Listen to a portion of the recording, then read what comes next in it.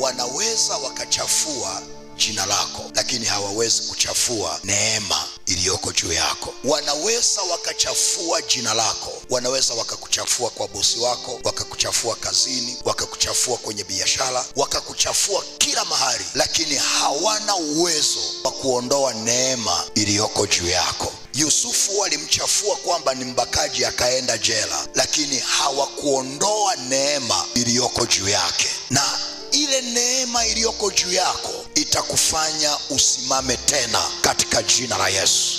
Na mimi ninakuombea neema iliyoko juu ya maisha yako ikusimamishe tena kwa jina la Yesu Kristo. Neema ikufungulie mlango tena kwa jina la Yesu.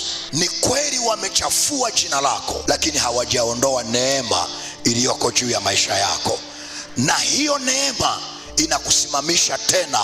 Kila eneo la maisha waliokuangusha, neema inakusimamisha tena. Pokea kusimamishwa tena katika jina la Yesu Kristo wa Nazareti.